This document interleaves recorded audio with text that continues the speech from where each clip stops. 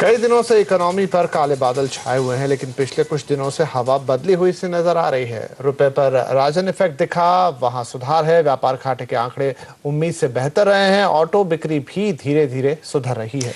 आज जारी हुए आईआईपी के आंकड़े भी इस सिलसिले को आगे बढ़ाती है। यहाँ प्रोडक्शन घटने का अनुमान था, वहां बढ़त दिखी है। तो क्या सुधार शुरू हो गया है या ये कहना जल्दबाजी होगी?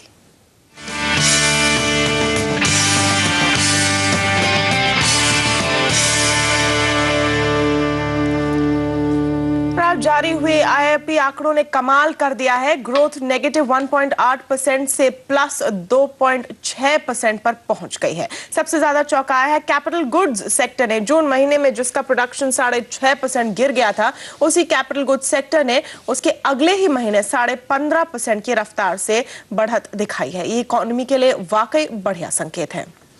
और कैपिटल गुड्स के अलावा और कहां से सपोर्ट मिला है, जानने के लिए बात करते हैं हमारे सीनियर एडिटर प्रदीप पंड्या से। प्रदीप, आईआईपी की ग्रोथ पॉजिटिव रही है, कहां से मिला है सपोर्ट?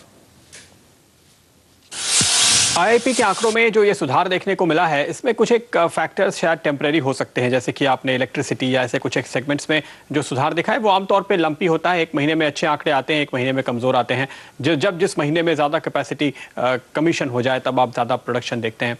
दूसरे कैपिटल गुड्स के मामले में भी ऐसा ही होता है कि जिस महीने में ज़्यादा स्टॉक डिलीवर हो जाता है तब आप एक बड़ा स्पाइक देखते हैं। जैसे इस बार 15% की जंप देखने को मिली। कोई आश्चर्य नहीं होगा अगले महीने अगर फिर से आपको एक निगेटिव ग्रोथ कैपिटल गुड्स में देखने को मिले, क्योंकि ओवरऑल ये सेक्टर जो है वो नेगेटिव ही बना हुआ है, डी ग्रोथ ही दिखा रहा है अगर आप पिछले 6 महीने या पिछले साल भर का भी ट्रेंड देखते हैं तो।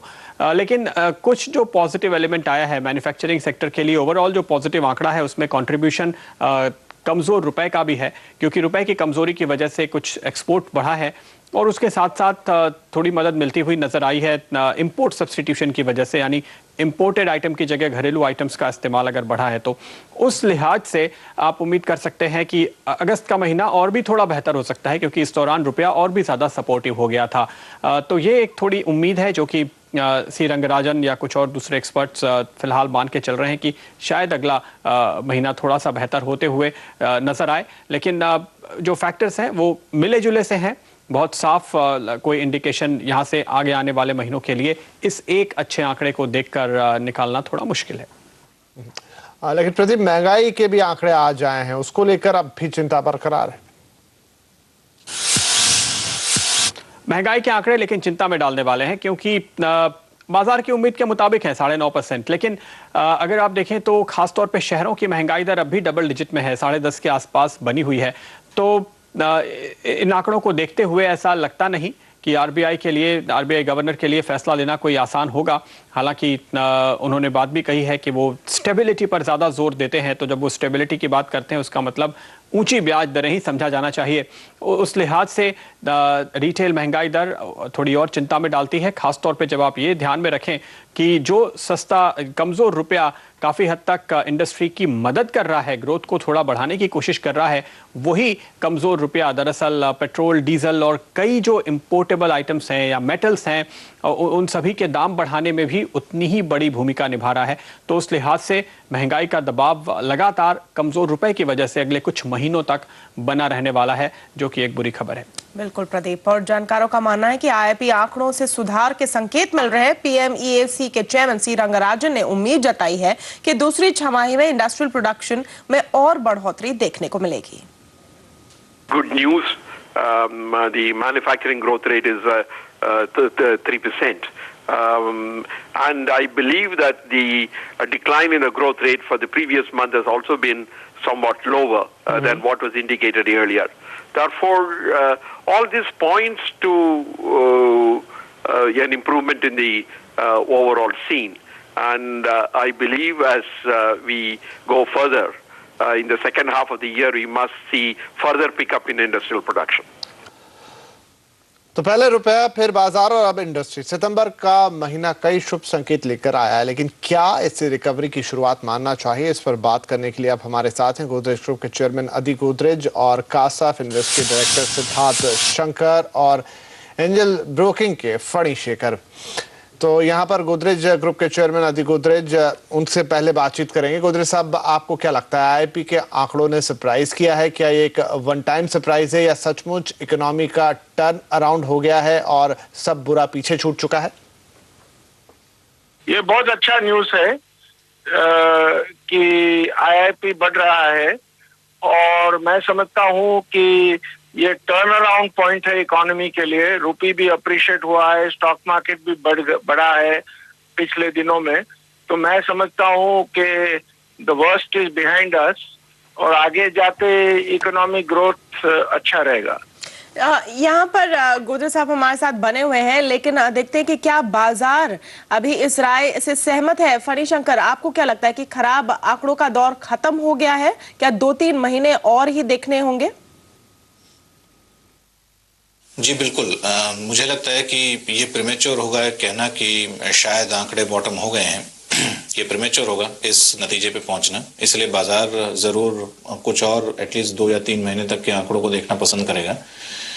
और इन्फ्लेशन की जहां तक आप बात करें तो मुझे नहीं लगता कि अभी भी आरबीआई के कंफर्ट जोन पे है। बहरहाल इन दोनों ही नंबर्स का बाजार पे मुझे लगता है कि एटलीस्ट कोई पॉजिटिव या नेगेटिव इफेक्ट नहीं पड़ेगा, क्योंकि बाजार की अगली नजर जो है करीब 17 सितंबर को आने वाले फेड पॉलिसी के ऊपर है। तो ये जो आंकड़े हैं मोर और लेस मुझे लगता है कि बाजार में इस समय फैक्टर्ड इन है।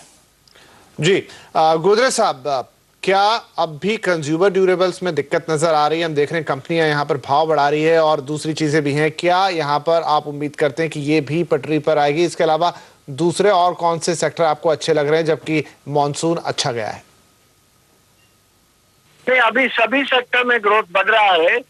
ये आईआईपी फिगर जो जुलाई के आए उसमें कंज्यूमर ड्यूरेबल्स का ग्रोथ अच्छा नहीं रहा था, तो मैं समझता हूँ कि अब कॉन्फिडेंस आ जाएगा और उसका भी ग्रोथ बढ़ेगा।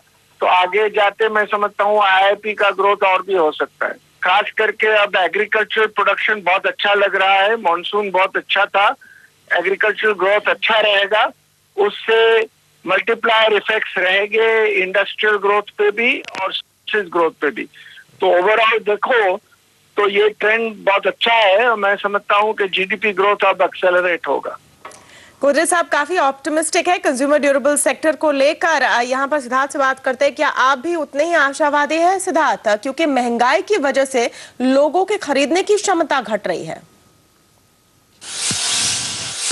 महंगाई का भी हाथ है, देखिए हायर इंटरेस्ट रेट्स का भी हाथ है, बट फिर भी अगर हम इस चीज को थोड़ा सा पॉजिटिवली देखें तो उससे पिछले महीने में I think 10.5% negative growth rate था कैपिटल गुड्स का, कंज्यूमर ड्यूरेबल्स का, जो कि अब -9% रह गया। तो आप देख रहे हैं कि पॉजिटिव साइड में देखें तो जो नेगेटिव एक ग्रोथ रेट है वो कम होता जा रहा है। तो आई थिंक इंटरेस्ट रेट्स का एक बहुत मेजर फैक्टर है जो कंज्यूमर ड्यूरेबल्स की ग्रोथ को रोक रहा है। आने वाले समय में जैसे जैसे इन्फ्लेशन कम होता जाएगा, अगर आरबीआई इन्फ्लेशन को कंट्रोल करने में कामयाब रहा, तो आई थिंक हम ग्रेजुअली कंज्यूमर ड्यूरेबल्स को भी के नंबर्स को भी बढ़िया होते हुए देखेंगे। जी गोदरेज साहब, महंगाई का आंकड़ा भी आया है आज, तो इसको आप किस तरह से देख रहे हैं? आरबीआई अब इस पे क्या रिएक्शन देगा? क्या दरें घटने की गुंजाइश आपको नजर आ रही कहीं से भी? ये इन्फ्लेशन का भी न्यूज अच्छा रहा है कि सीपीआई इन्फ्लेशन अगस्त में जुलाई से कम रहा है और मैं समझता हूं कि जो रुपये का डिप्रिसिएशन कंटेन कर सके तो इन्फ्लेशन भी आगे बढ़ते कम हो सकता है। अब भी इन्फ्लेशन काफी ऊंचा है तो शायद अब इंटरेस्ट रेट नहीं घटाएंगे, पर मैं समझता हूं अक्टूबर नवंबर में घट सकता है। तो गोदरेज साहब, रुपए की मजबूती ने यहाँ काफी सहारा दिया है ग्रोथ को, इन आईआईपी के आंकड़ों में भी ये नजर आ रहा है। आप किन स्तरों पर रुपए को देखना चाहते हैं ताकि इंडस्ट्री राहत महसूस कर सके? रुपी डिप्रिसिएशन इकोनॉमी के लिए अच्छा नहीं है। रीजनेबल डिप्रिसिएशन तो 57-60 लेवल तक ठीक है, उसके बाद जो बहुत डिप्रिशिएट हुआ था उससे नुकसान हो सकता है। तो अब तो रुपी अप्रिशिएट करने को लगा है, तो मैं समझता हूं कि जो रुपी स्टेबलाइज होगा लगभग 57 से 60 तक, तो इकोनॉमिक ग्रोथ बहुत अच्छा हो सकता है। जी बिल्कुल, शुक्रिया हमसे बात करने के लिए। यहाँ आदि गोदरेज, सिद्धार्थ शंकर और फनी शेखर कहते हुए कि अच्छी शुरुआत है विपिन, लेकिन अभी इसको पूरी तरह से एक रिवाइवल कहना जल्दबाजी होगी। बिल्कुल सही है, क्योंकि अब ये आंकड़े हैं और जैसे प्रदीप अपने लिंक में कह रहे थे कि एक ट्रेंड है जो हम देख रहे हैं, हो सकता है आगे आपको फिर चौंकाएं, आगे भी नेगेटिव चीजें आ सकती हैं, लेकिन हाँ एक पॉजिटिव स्टेप के तौर पे देखना चाहिए, लेकिन अगर कुछ और होता है तो उसके लिए भी तैयार रहना चाहिए। बिल्कुल, यहाँ पर एक ब्रेक लेंगे, आगे तैयारी करेंगे बाजार की बात के लिए। 5 दिन की रफ्तार के बाद बाजार में देखिए थकावट, सेंसेक्स